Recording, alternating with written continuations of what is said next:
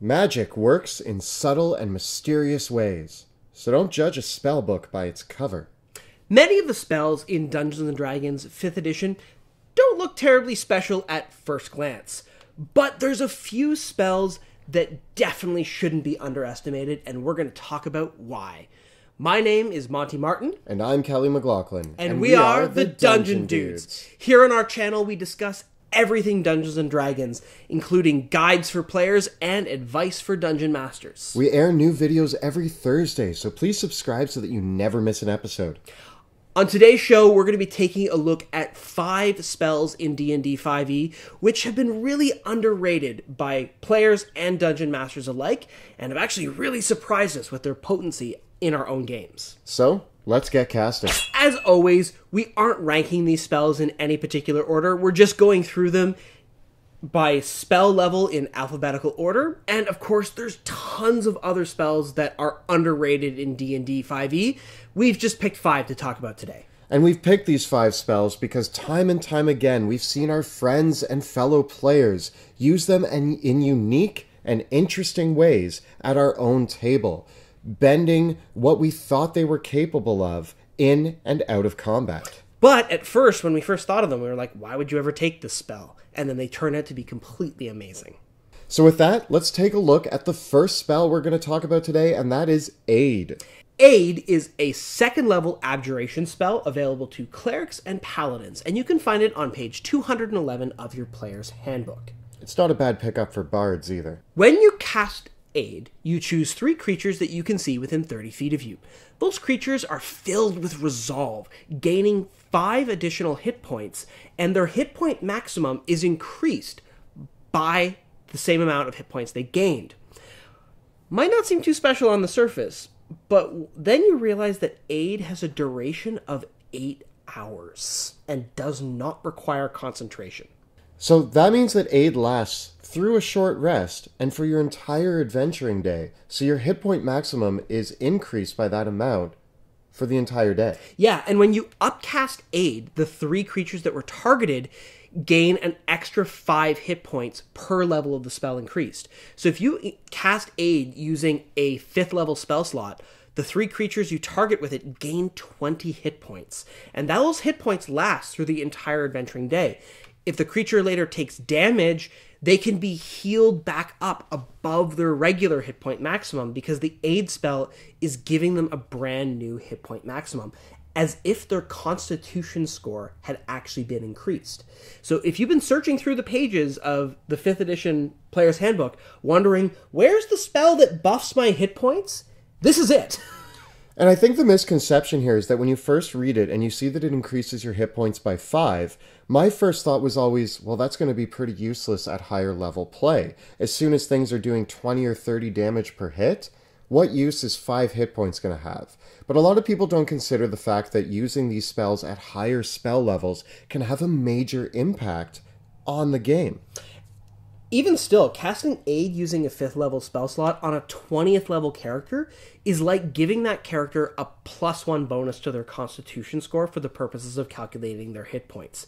Those extra hit points can make a really big difference, and since they'll be able to continue to have an impact because they can be healed back or regained with a short rest over the course of the adventuring day, makes them especially valuable. They're not like temporary hit points, which once they're gone forever. In fact, the Aid spell will actually stack with temporary hit points, allowing player characters to gain quite a big buffer zone over their regular hit point. If you combine Inspiring Leader, Aid, and Hero's Feast as around an 11th level character, even with average charisma scores, you're looking at about 30 extra hit points added on for whatever combat you encounter. That's a big deal. Yeah, I think that Aid combined with Hero's Feast, protection from poison, all of these other really subtle buff spells that have those long durations and don't require concentration, it's really worth going through the Player's Handbook and looking for these because they can make a really big strategic impact on your play. Aid is part of a rare class of spells that create a buff that lasts for a very long time without requiring the caster's concentration.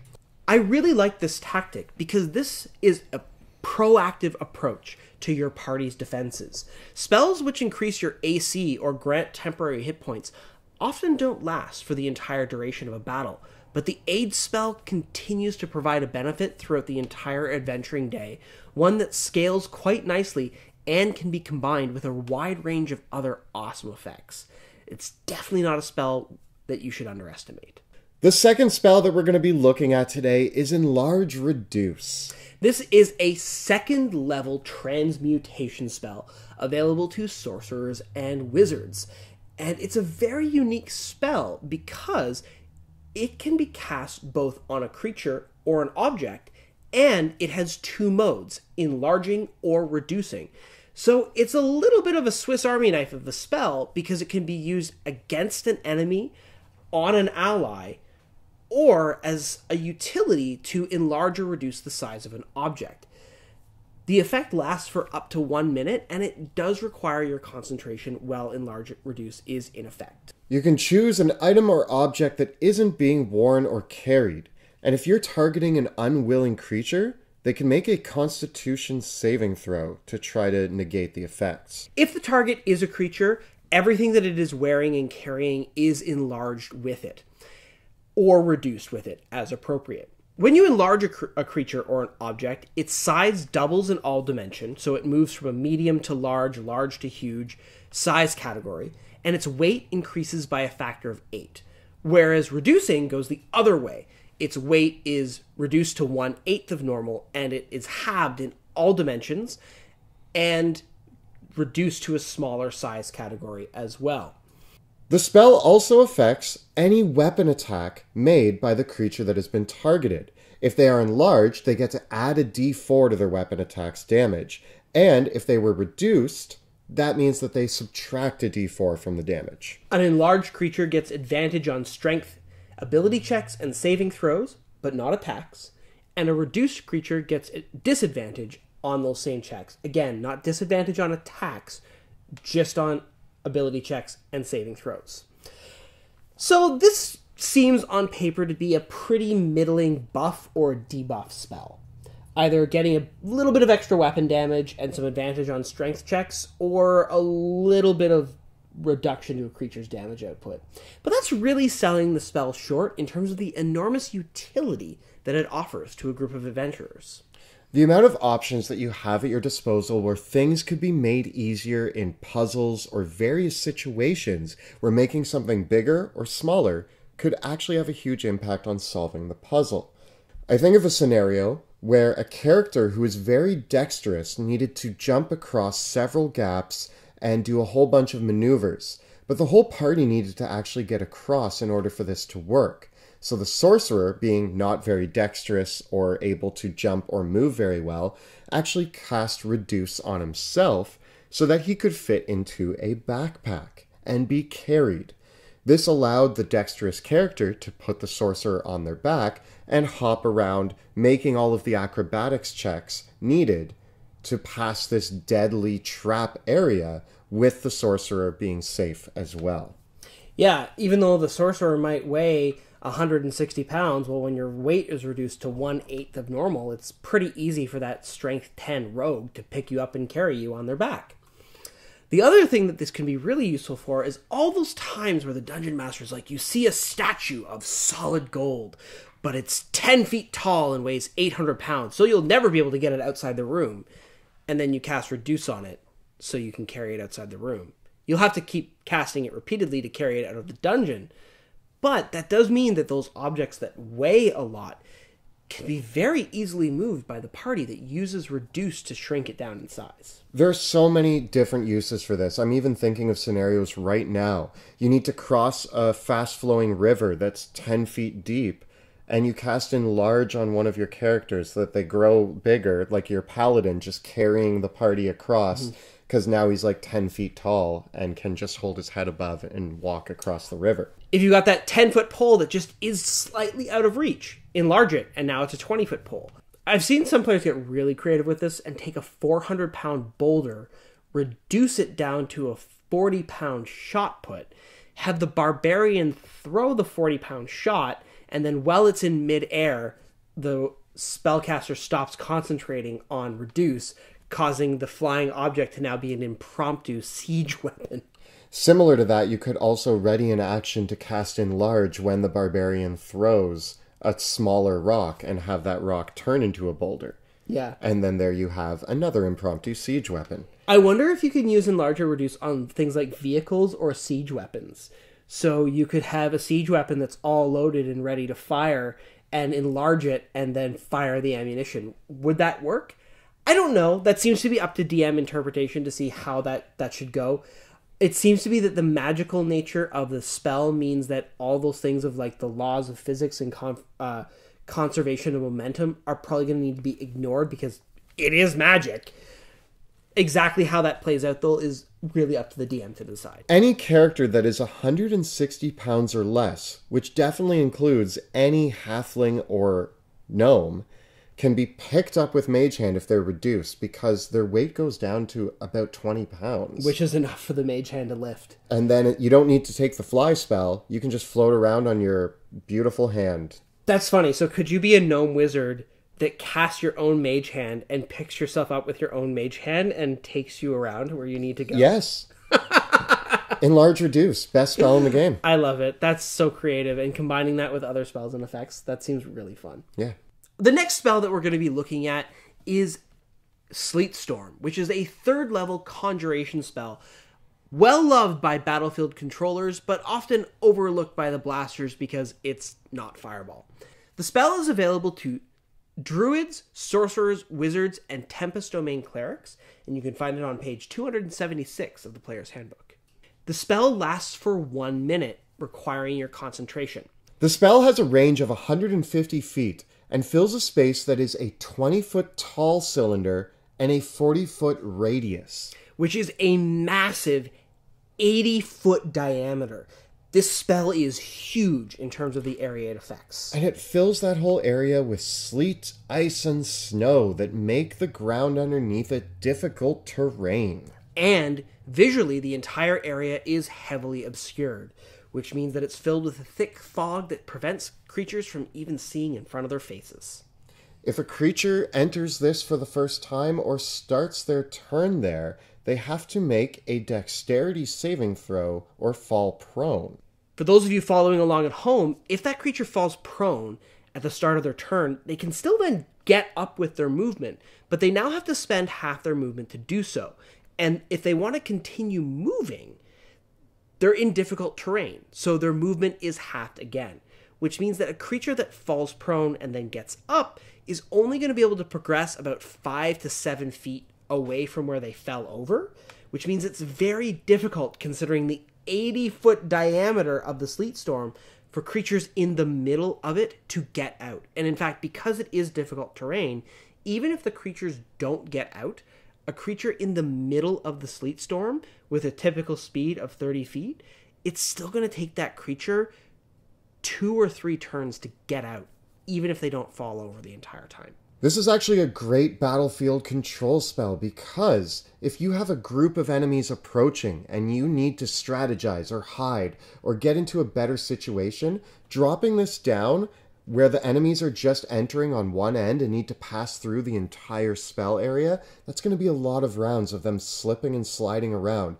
while you reposition or figure out what you're going to do next. Unfortunately, it's a little bit difficult to attack them effectively because the area is heavily obscured, which means that those creatures can't see you out of it, but you also can't see into it. So it's difficult to effectively attack, although not impossible, because you could still lob some fireballs in that area. Fireballs which, incidentally, will automatically have their flames extinguished by the Sleet Storm. So does that still work? Yeah, you could still throw a fireball in there, it's just that nothing will light on fire anymore. The last effect of the Sleet Storm spell is that spellcasters that start their area in the Sleet Storm, that are concentrating on a spell, must make a Constitution saving throw against your spell save DC, otherwise they lose control of the spell. And a really, really sneaky thing about this is that the Sleet Storm spell doesn't cause damage, which means that spellcasters that rely on the Warcaster feat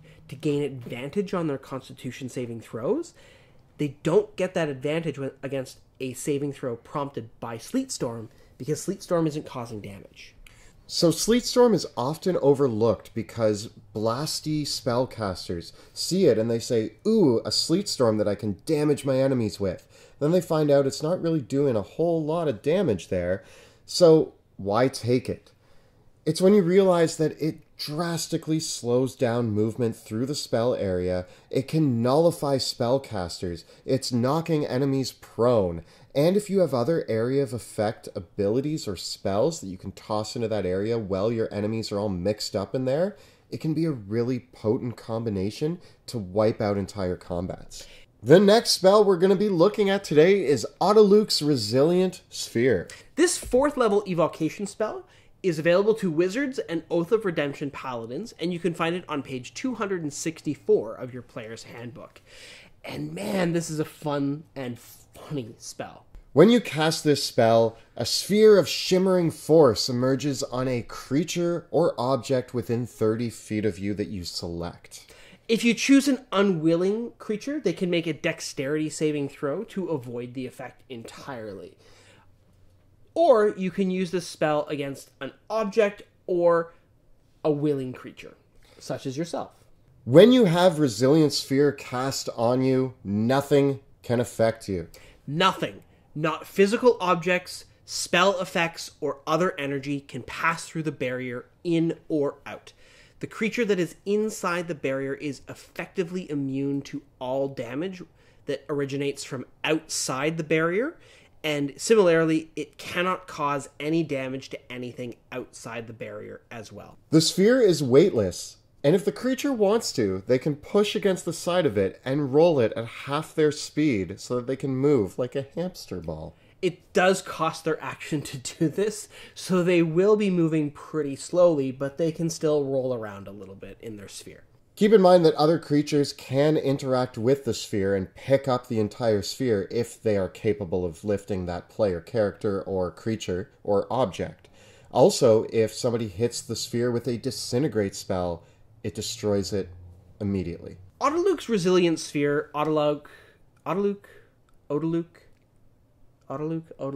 Tell us in the comments below which pronunciation it is. Yeah. Otiluke's Resilient Sphere is a very strange spell on paper because effectively it is a personal bubble wall of force. I really like this spell at parties. But it does mean that if you cast it on yourself, you're effectively invulnerable to all damage while the spell is still in effect. So it's a great defensive measure, especially in an emergency.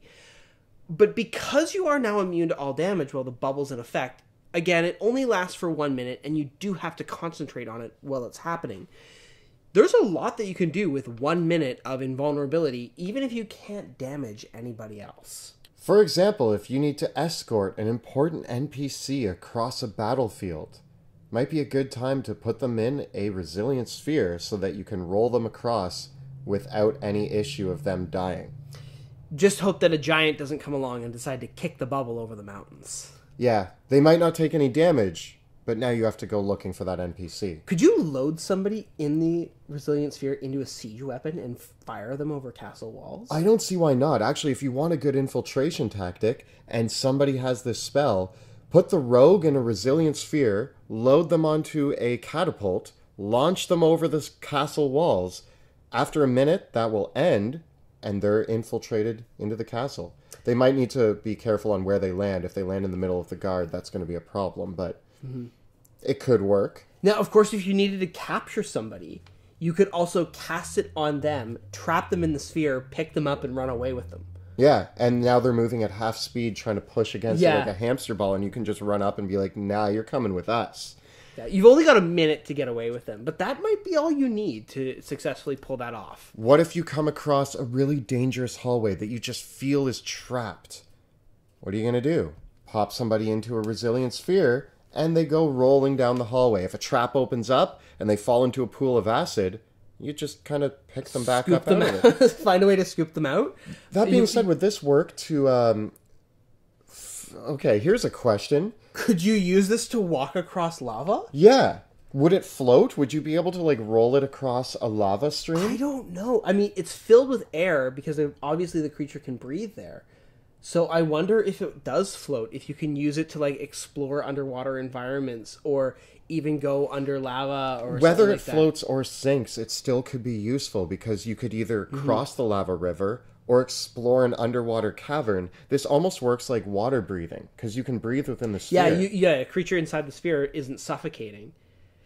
So one of my really favorite things to use with this spell as a wizard is have it be the trigger for my contingency spell. So if I'm reduced to half my hit points or damaged or maybe something like that and I'm worried about getting killed, my contingency is to cast Otiluke's Resilient Sphere on myself as an emergency defensive measure. And then you just roll on out of there. Yeah. Spellcasters, roll out. So the last spell we're going to look at today is a little bit of an exception. Normally we try to keep this to spells of 5th level and under, but we really wanted to talk about this one today because it has once again blown our minds in a campaign unexpectedly. It just came up in our campaign recently, and I think nobody at the table realized until we started reading what it could do. And we were like, whoa. This spell is Windwalk. It is a 6th level transmutation spell available exclusively to druids that you can find on page 288 of your player's handbook. Windwalk has a casting time of 1 minute and allows you to target yourself and up to 10 willing creatures to turn into a gaseous form that has a movement speed of 300 feet and resistance to all non-magical weapon damage. While in this gaseous form, the only action you and other creatures are allowed to take is the dash action, meaning that you and the other creatures can effectively travel 600 feet in a single round. You're flying and in a gaseous form while you're doing so that means you're pretty difficult to see and you can fit into small spaces. What's mind-blowing about Windwalk is that it lasts for up to 8 hours, meaning this gives you 8 hours of having an overall flying speed of roughly 70 miles an hour. You're basically an invisible flying car.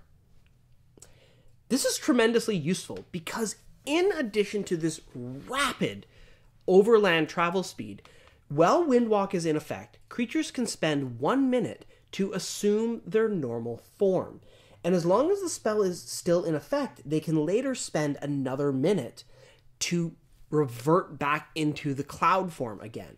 They're incapacitated while they're doing this, but what this means is that while the spell is in effect over the course of an entire 8-hour adventuring day, you and your adventuring party can turn into gas, fly where you need to go, turn back into your adventuring forms, do what you need to do, turn back into gas, and go back home.